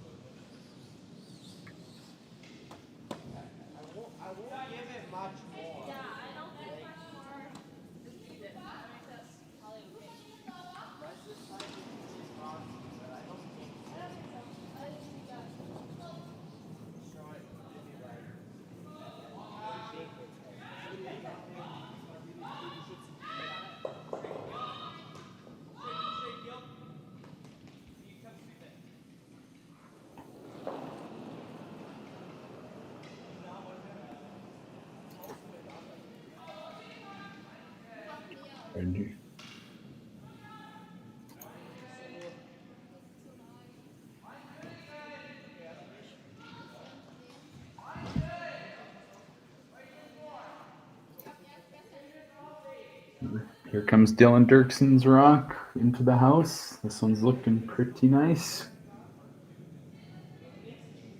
Full 8 foot, that's a really nice spot. Deep enough that Team Japan will have a hard time coming around that red and using it as a guard, but it's also high enough that Team Japan does not have the opportunity to freeze down to the red rock that was just thrown and cut down the scoring area. Right now, if Team Japan freezes to that, depends on the angle, but Team Red could be still sitting 2. That's a really nice spot. Well-managed rock.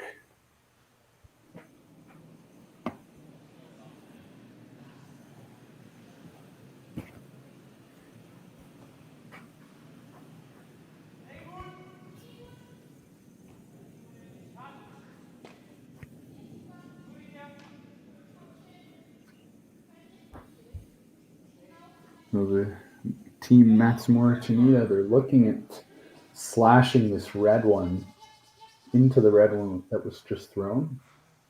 It's a bit of a risky shot because you're promoting the other team's rock, which is currently not counting. So if they were to stick it on the red, it's almost as if nothing would have happened out of their shot. But this is a really good opportunity as well, because if they make that double, Not only is the red going towards the other red rock, so if you get really lucky and really fire a missile here, you might be able to get all three, but you also open up that blue one. So right now, the blue is corner frozen on the red rock, so it's not possible to use that blue rock and raise it onto the red one that's in the top 8 foot. But once this red rock is gone, you will have the option to use that if you need.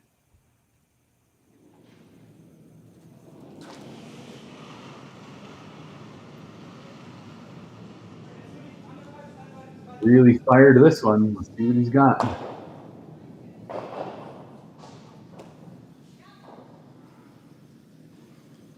Oh, wow. That's quite the shot. Even managed to push the blue one in a little bit further into the 12th. Let's take another look at this one. A lot of heat coming out of the hack. Hits that top 8 rock very thick, but with enough speed, he manages to get that red rock moving far enough. And it even came into contact with the top blue. So the rock bounced off the sideboard, just off the wall there, and came back into play and hit the blue rock top 12. But they put it back to a good spot, I think. So now the question is, who is second shot? I think it's blue in the back there. And third shot is very close, though. So we've got red only sitting one at the moment, but 2 rocks left compared to Matsumura Tanida's 1 rock. So they've got 1 extra chance to get a red rock in there.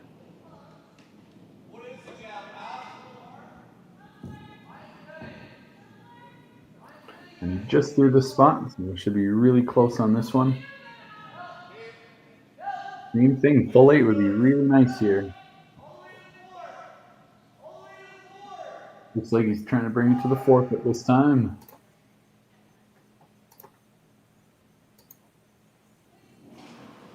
And we got it close enough for second shot, but with this much curl in the ice, that can definitely be used as a guard by Matsumura and Tanida. And we are sure going to go after it there.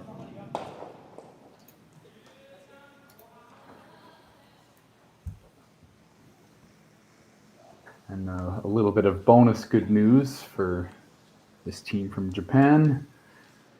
That blue rock in the back 12, it's not going to count for anything this end, but it might be able to be used as a jam rock. So if you leave the blue rock a little bit open, if you don't quite get it fully around, this team from Saskatchewan is going to have to avoid that blue rock, because if they stuff it on the back one, it's going to outcount both the red rocks. So it's not going to count, but it is in play, and you got to be conscious of it. So let's see if they can get this wrapped right around that top 12 red rock.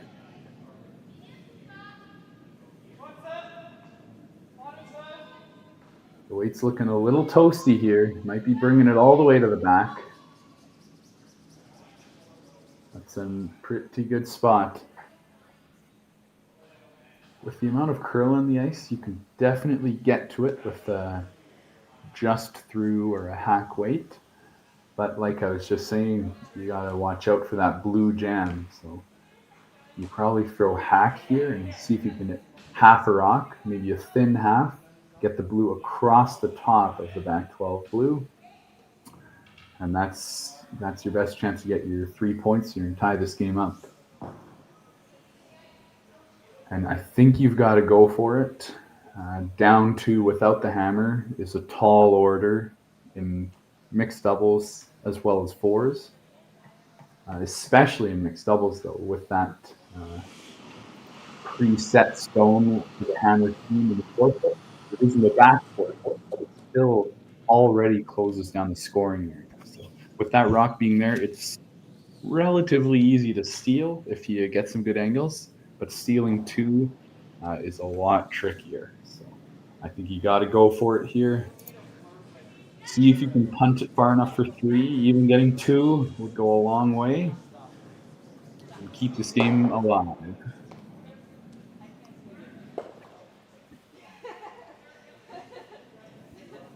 So here comes Melissa Remeshylo, just getting into the hack, doing her setup.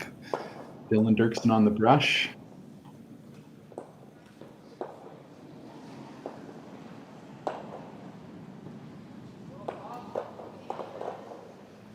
Looks to be about hack weight or so at the moment.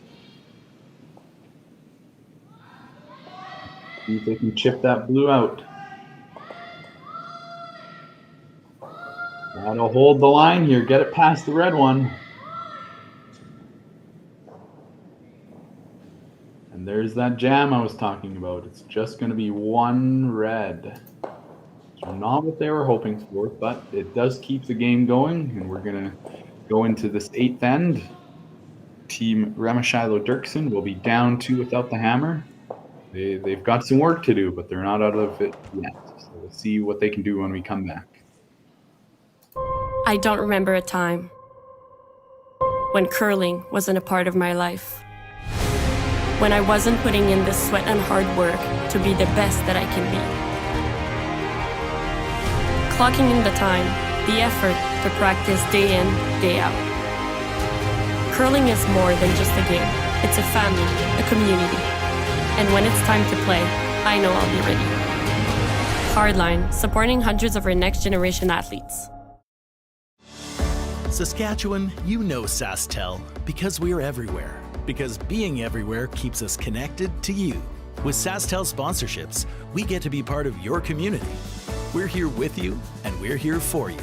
It's easy to get started. All you need to do is apply. SaskTel cares. Always has, always will.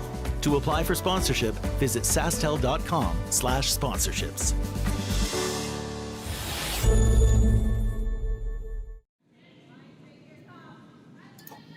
All right, welcome back. We are in the 8th end now. Just waiting for a score update on the card there, but Team Remeshylo and Derksen from here in Martensville, Saskatchewan, they did score 1 last end. They were hoping for 3, but they were really close. They were tapping a blue to the back of the 12-foot, but it just jammed on a rock that was in play there, and they couldn't quite get it far enough. So just the single point, and they're going to need a steal of 2 here to tie things up. And that's a tough start. You know, you moved your center guard out of the way off the center line, and you didn't get a rock into the 4-foot. So it's going to be really tough for them to come back after that one, unfortunately. Just being up 2 with the hammer here, Team Matsumura and Tanida, they're going to be more than happy to just draw one in right now. And then they can peel on the next shot. So that center line guard is going to be gone when it comes to Yasumasa, Tanida's first throw. And there's not going to be a whole lot of time for Remeshylo and Derksen to get 2 rocks, good enough position in the 4-foot that they can steal 2 to tie and take this game to an extra end.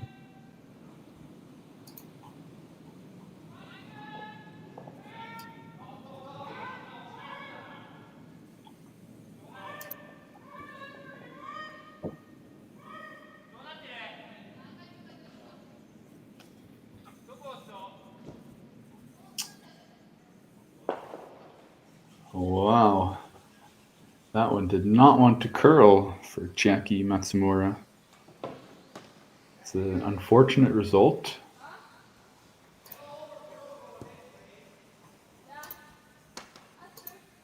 But it's not in the 4-foot, so it's not the end of the world.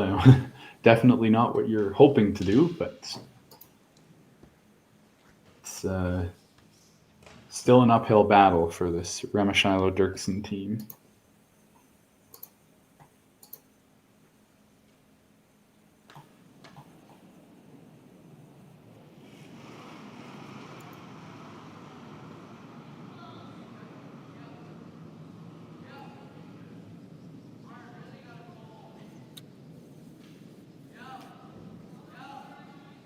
Oh, this one's already coming into the guard. So that's their first 2 rocks of the end, with only 5 rocks to be thrown per end that are guards.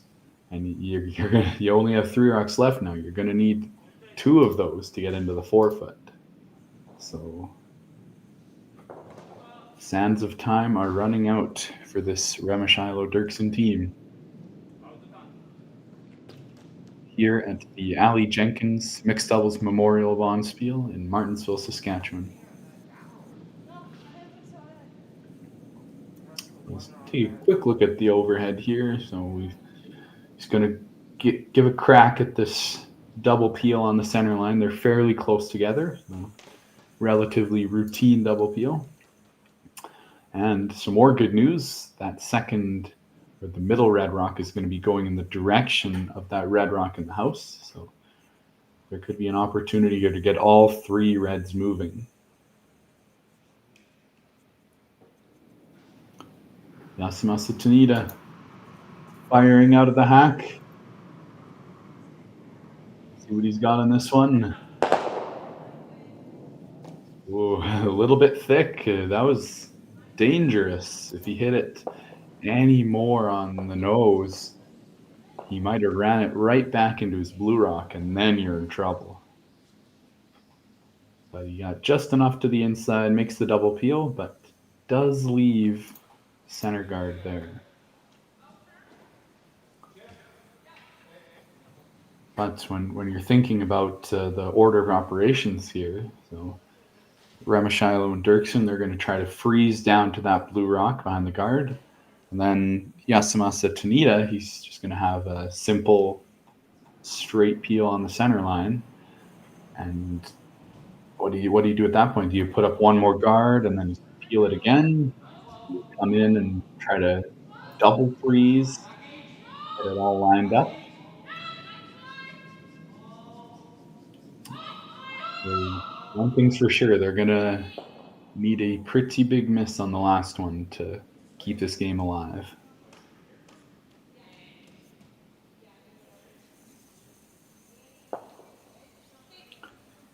And it's sitting shot rock, which is good, but once that center guard is gone, there's no backing for that red one, and that's you really needed to line it up on that back 4 rock if you wanted to have a chance to keep both reds around, because Chiaki Matsumura is not going to miss an open hit, just making contact on her last shot. So you need to give something a little bit more difficult, maybe a hit against 3 where you need to stay in the rings, but just making contact, that's a no-go for this team. One of the best in the world.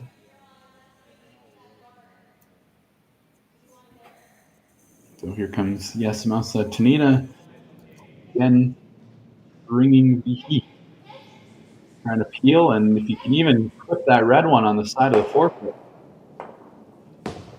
Oh my.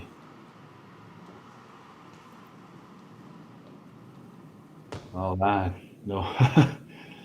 You couldn't have drawn it up much worse than that.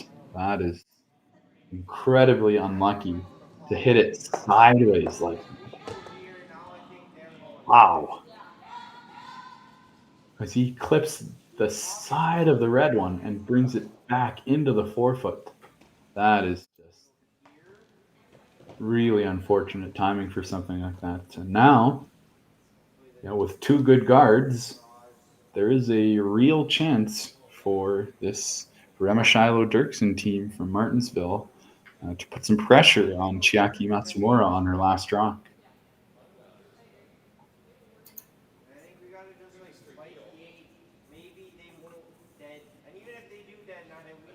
The silver line, too bad it got into the 4th on top of that blue one, but a little bit more.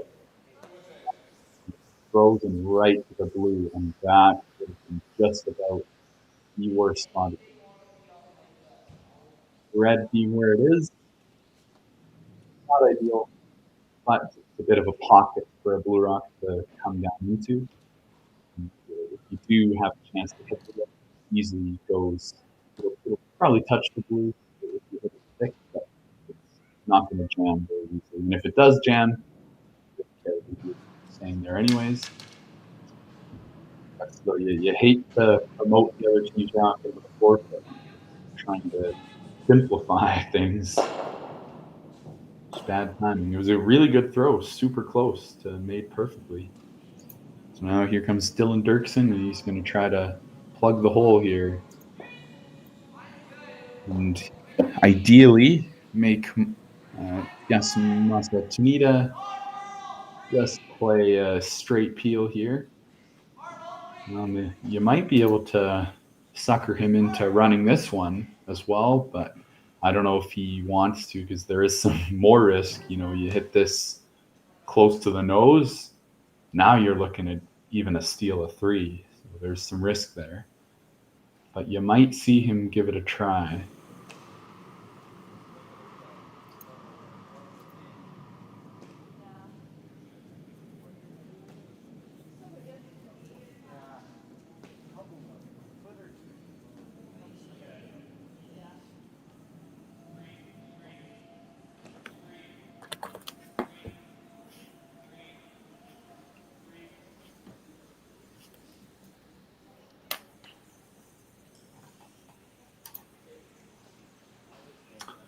So you definitely want to play this one safe. If anything, hit it a little thick. Go by everything. That's okay. You're never giving up 3 that way. But it would be really nice to catch one of the reds in the back forefoot. If you could hit it pretty much right on the center line, drive it back at an angle and clip that red, that'd be really nice. Yeah, let's...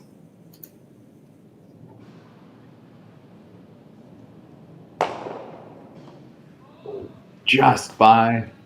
But like I said, that's the right way to miss it. Now the center's open. You don't leave your shooter in front of those red rocks. Now the question is, where do you put this for Team Remeshylo Derksen? I think you pretty much want to be on the center line, so you block the easy hit. If you're on the center line, you play either turn at the hit on the reds. It's going into the blue rock, so that makes it more likely for you to steal 2. But the question is, what depth do you want? I don't think you want a full-on guard here outside of the house, because those rocks are behind the tee line, and well, Chiaki Matsumura has thrown many draws. I think she'll be coming right down onto those. You got some backing too. Not that you want to think about that as a thrower, but you have some more margin on the draw. So I think they're going to try to bring this one into the full 8 foot. So that way the draw path is significantly cut down. And then Team Matsumura Tanida is forced to run a red rock onto another red rock and make a double for the win. So I think that puts the most pressure on here. So I like this call. Let's see where they can put it. You got to be on the center line, though.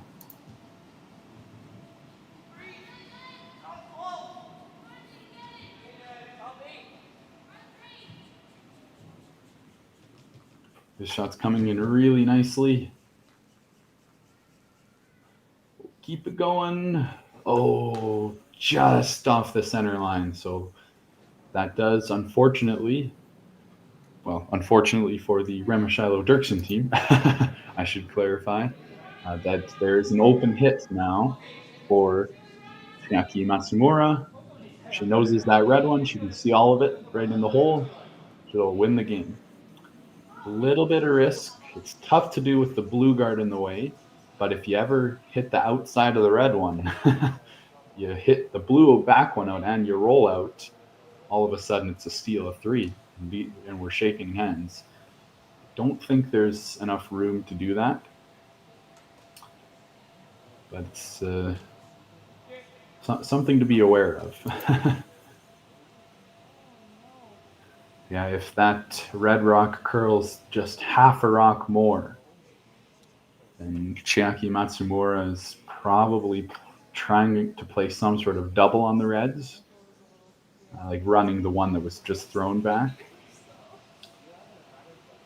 If you make a double there, then you win the game. I don't think you could double stuff it and give up 3, so that's the good news. But unfortunately for Melissa Remeshylo and Dylan Derksen, did not quite get to the center line. Leaves Chiaki Matsumura throwing this open hit with Yasumasa Tanida on the brush. Let's see what they've got here.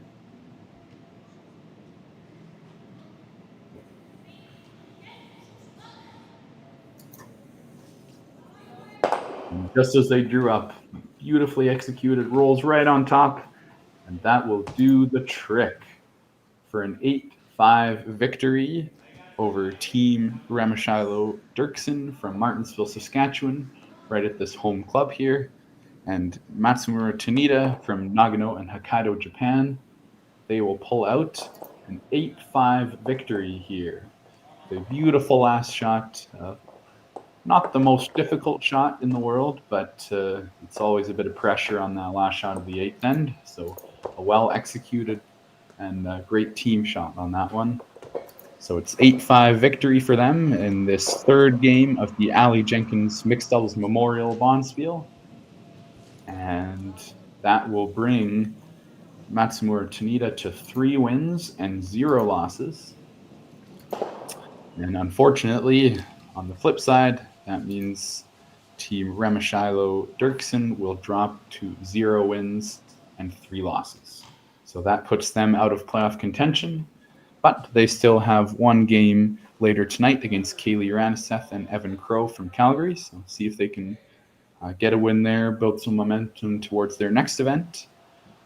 And yeah, we'll see how this Matsumura Tanida team can do tonight. That might have sealed off their playoff position. I haven't taken a super close look at the standings and how it all works out, but I imagine they will be heading to the playoffs regardless of tonight's outcome. So we will see them tomorrow, and we'll get some more exciting action for you. Thanks for tuning in today. This was Ryan Jacques on the production and commentary, doing double duty today. Thanks for joining us, and we will see you later this weekend. Cheers. I don't remember a time when curling wasn't a part of my life. When I wasn't putting in the sweat and hard work to be the best that I can be. Clocking in the time, the effort to practice day in, day out. Curling is more than just a game. It's a family, a community. And when it's time to play, I know I'll be ready.